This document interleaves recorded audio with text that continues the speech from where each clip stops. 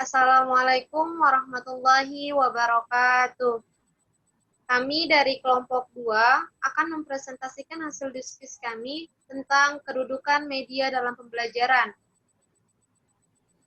Ada 3 anggota di kelompok 2. Pertama, saya Lukiatur Rohma, kedua Indari Nuraini, dan ketiga Kristomi Antar Nugroho.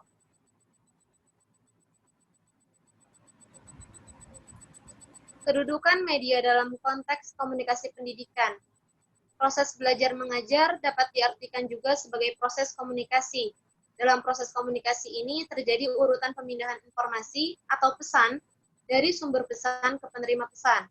Jadi dapat disimpulkan proses belajar sama dengan proses komunikasi dan penyampaian pesan akan melalui proses komunikasi dan mendapatkan penerima pesan. Dalam proses komunikasi, media merupakan satu dari 4 komponen yang harus ada. Komponen yang lain yaitu sumber informasi, informasi, dan penerima informasi. Seandainya satu dari 4 komponen tersebut tidak ada, maka proses komunikasi tidak mungkin terjadi. Sumber informasi membawa informasi melalui media informasi dan akan diterima oleh penerima informasi.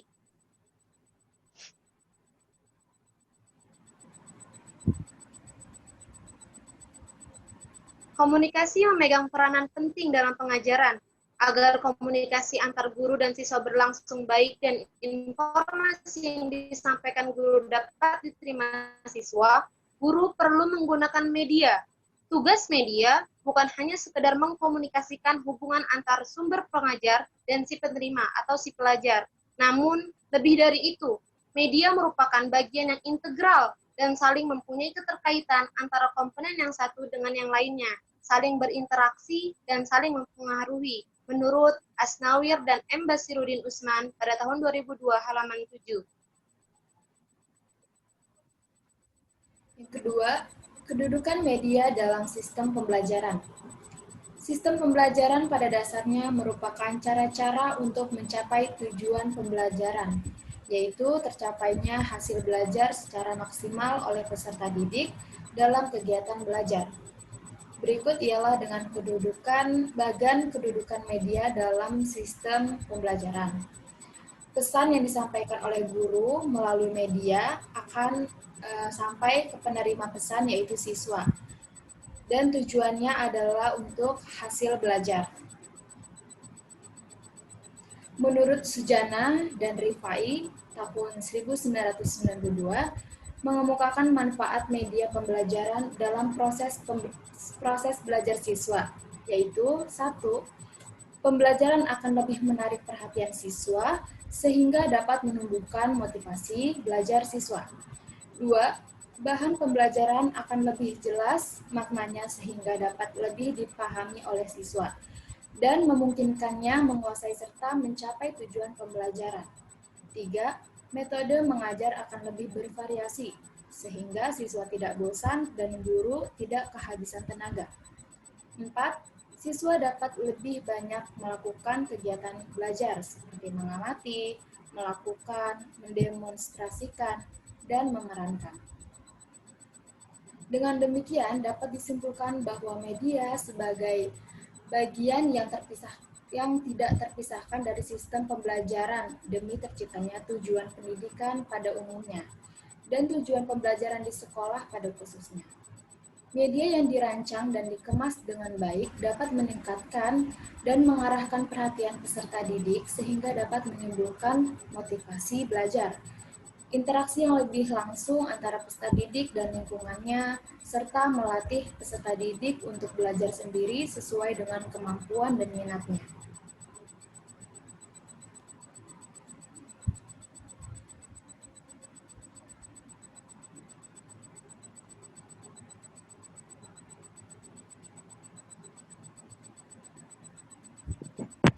Perkembangan media pembelajaran. Pada mulanya, media pembelajaran hanya dianggap sebagai alat bantu mengajar guru atau teaching aids.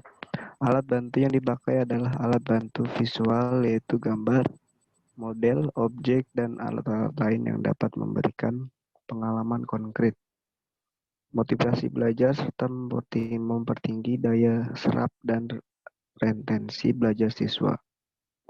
Sekitar pertengahan abad ke-20, usaha pemanfaatan alat visual mulai dilengkapi dengan peralatan audio.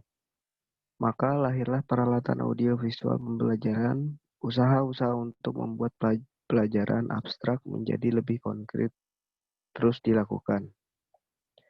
Dalam usaha itu, Edgar Dall membuat klarifikasi 11 tingkatan pengalaman belajar dari yang paling konkret sampai yang paling abstrak, yaitu pengalaman langsung, observasi, partisipasi, demonstrasi, wisata, TV, film, radio, visual, simbol, verbal.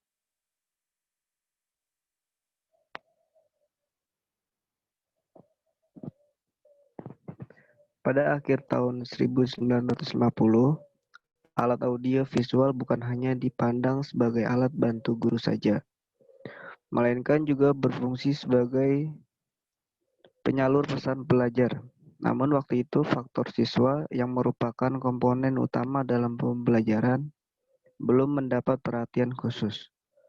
Pada tahun 1960-an, para ahli mulai memperhatikan siswa sebagai komponen utama dalam kegiatan pembelajaran. Pada saat itu, teori behaviorisme Skinner mulai mempengaruhi penggunaan media dalam kegiatan pembelajaran. Teori ini telah mendorong diciptakannya media yang dapat mengubah tingkah laku siswa sebagai hasil proses pembelajaran.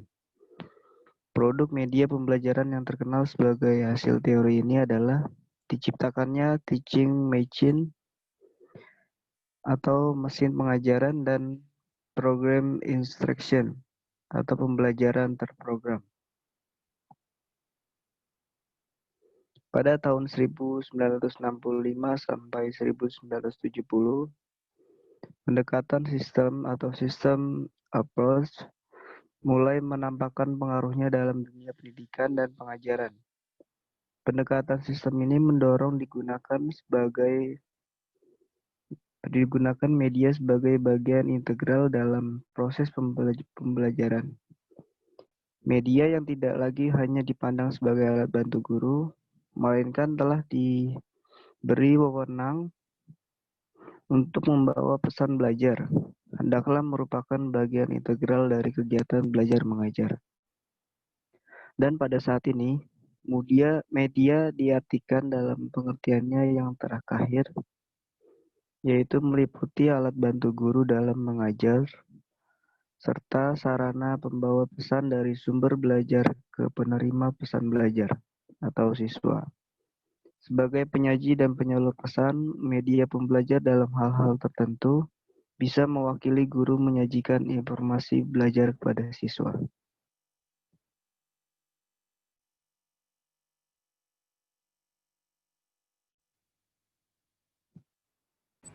Yang terakhir adalah faktor penghambat media pembelajaran. Menurut Profesor Muhammad Syarif Sumantri, ada beberapa faktor yang harus dipertimbangkan dalam pemilihan media pembelajaran, yaitu hambatan pengembangan dan pembelajaran yang meliputi faktor dana, fasilitas, dan peralatan yang tersedia, waktu yang tersedia, atau waktu mengajar dan mengembangkan materi dan media, sumber-sumber yang tersedia seperti manusia dan material. 2. Persyaratan isi, tugas, dan jenis pembelajaran. 3. Mempertimbangkan kemampuan serta keterampilan awal, seperti membaca, mengetik, serta menggunakan komputer, dan karakteristik murid lainnya. Yang keempat, tingkat kesenangan, seperti preferensi lembaga guru serta pelajar, serta keefektifan biaya. Yang terakhir yaitu kemampuan mengakomodasikan stimulus dan respon, kemampuan mengakomodasikan umpan balik, serta pemilihan media utama serta media sekunder untuk penyajian informasi atau stimulus, serta untuk latihan serta tes. Atau sebaiknya latihan serta tes menggunakan media yang sama.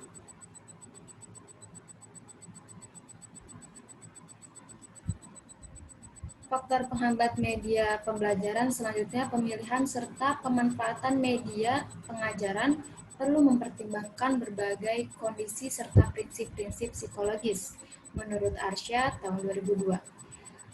Yaitu 1.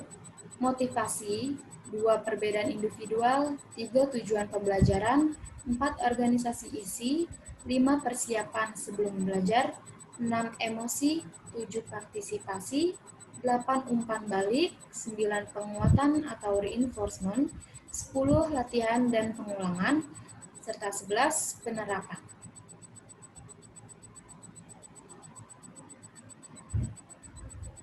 Baik, terima kasih atas perhatian teman-teman semua. Semoga materi atau diskusi atau hasil diskusi yang kami sampaikan bermanfaat. Wassalamualaikum warahmatullahi wabarakatuh.